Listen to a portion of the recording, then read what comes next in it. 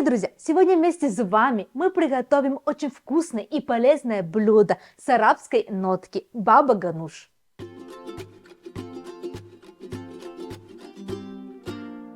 Первый наш шаг – это приготовление наших баклажанов.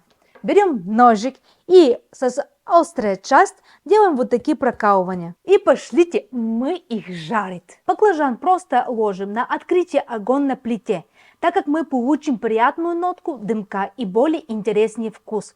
Приворачиваем каждые 5-7 минут. Их можно приготовить тоже на гриле. Но если у вас нету ни плиты газовой, ни гриль, можно приготовить просто в духовке при 300 градусов где-то минут 40-50.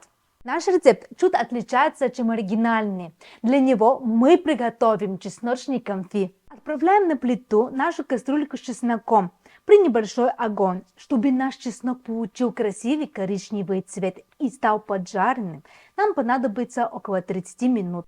Наши баклажаны и чесночный конфи готовы. Посмотрите, какой замечательный янтарный цвет получил наш чеснок. Делаем продольный разрез и с помощью ложки забираем внутреннюю часть баклажана. За счет этой обработки наше блюдо получит вкус дымка. Сливаем масло с чесночного конфи в баночку. Оно очень ароматное, не выливайте его. Зубчики чеснока добавляем в блендер, добавляем цедру одного лимона и его сок. Пропускаем через сито, чтобы семечки не попали в блендер. Добавляем соль и все другие приправы по наших вкусовых предпочитаниям. Чуть-чуть мина, зиру – это арабская приправа, очень ароматная и необычная. Копченую паприку и кунжутная паста тахини – это, конечно, обязательно. Немного добавляем ароматное масло из-под чесночного конфи. Все погружаем в блендер и доводим до однородной консистенции. При самой подаче посыпаем петрушкой, паприкой и жареным орехом.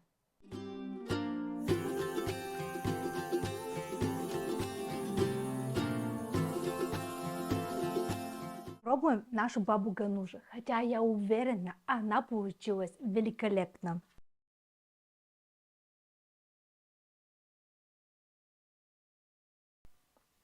Ребята, это очень вкусно. Если вам понравился сегодняшний рецепт, ставьте лайки, подпишитесь на наш канал и до новых вкусных встреч, ребята. Пока!